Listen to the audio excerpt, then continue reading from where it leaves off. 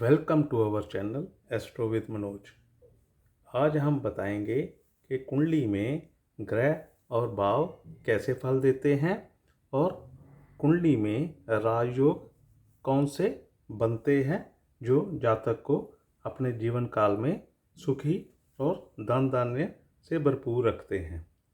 कुंडली में जब कभी भी ग्रहों की युति संबंध बनता है जो कि शुभ हो तो जातक एक राजा के समान जीवन व्यतीत करता है। उसे जीवन में सरकारी सहायता, उच्च पद सरकार में, धन धान्य से भरपूर और मान सम्मान मिलता है। इन सब के लिए कुछ योग हैं जो हम बताने जा रहे हैं। जो ग्रह कुंडली में उच्च का बैठा हो, अपने ओन साइन में बैठा हो, मित्र के घर में बैठा हो या त्रिकोण के भाव में बैठा हो, वे जातक के लिए हमेशा शुभ होता है। जो ग्रह कुंडली में केंद्र के घरों में बैठा हो और वर्गोत्तम अवस्था में हो, वर्गोत्तम तभी होता है जब ग्रह नवांश कुंडली में भी वहीं बैठा हो जहां जन्म के समय लग्न में बैठ जाए, तो वे ग्रह कुंडली में शुभ ग्रह द्वारा दृष्ट हो या उनकी युति शुभ ग्रह से बन जाए। जो ग्रह शुभ कर्तरी में बैठा हो, यानी कि लगन से बैठे ग्रह के 12th हाउस और 2nd हाउस में शुभ ग्रह बैठ जाए तो वे शुभ कर्तरी में होगा। वे ग्रह भी कुंडली में जातक को शुभ फल देने के लिए बाध्य होता है। अब शुभ ग्रह कौन से हैं? शुभ ग्रह बृहस्पति, शुक्र और शुक्ल पक्ष का चंद्रमा और बुध जो कि कुंडली में किसी के साथ ना बैठा हो। जो ग्रह कुंडली में अपनी मूल त्रिकोण राशि में बैठा है वे जातक को लाभ देने के लिए बाध्य होता है। मूल त्रिकोण राशि में ग्रह है जैसे कुंभ में शनिदेव बैठे हों, वे उनकी मूल त्रिकोण राशि है। मंगल अगर मेष राशि में हो, चंद्रमा अगर वृषभ राशि में स्थित हो, सूर्य अगर सिंह राशि में हो, बुध जब कन्या राशि में हो और तुला राशि में शुक्र बैठा हो तो वे उनके मूल त्रिकोण राशियां हैं।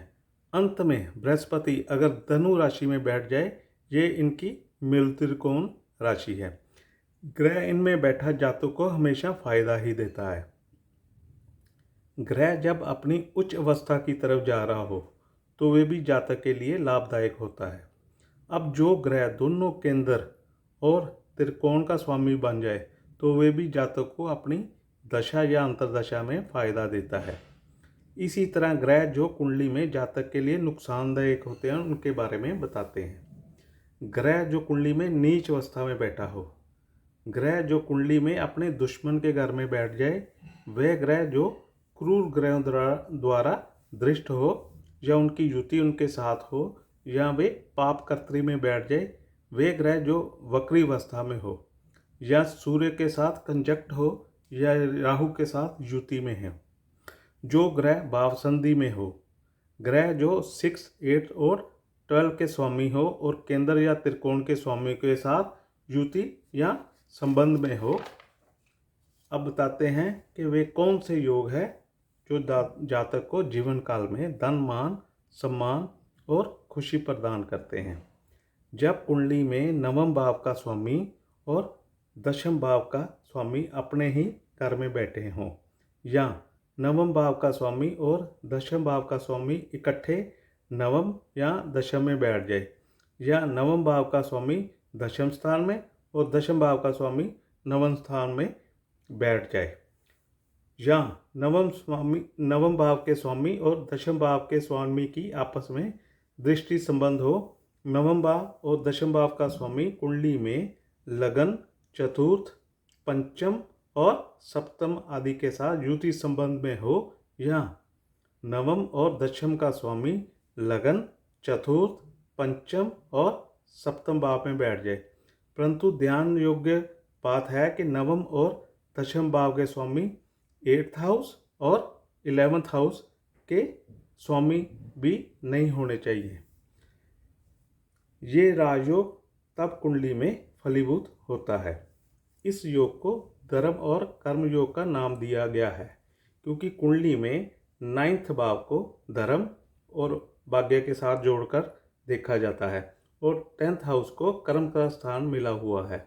अब कुंडली में उन राजयोग की बात करते हैं जब लगन, नवमेष लगन और जो ग्रह लगन में बैठे हों, जब इनके स्वामी एक दूसरे के घर में बैठ जाए या अपने मित्र के घर में या अपनी उच्च अवस्था में बैठकर या अपने ऑन साइन में बैठकर एक दूसरे को देखें तो राजयोग का निर्माण होता है।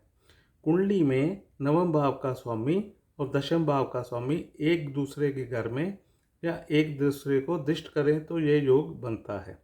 कुंडली में तृतीय, चतुर्थ, पंचम और सप्तम के स्वामी का दृष्ट संबंध या एक दूसरे के घर में बैठ जाए तब भी राजयोग बनता है।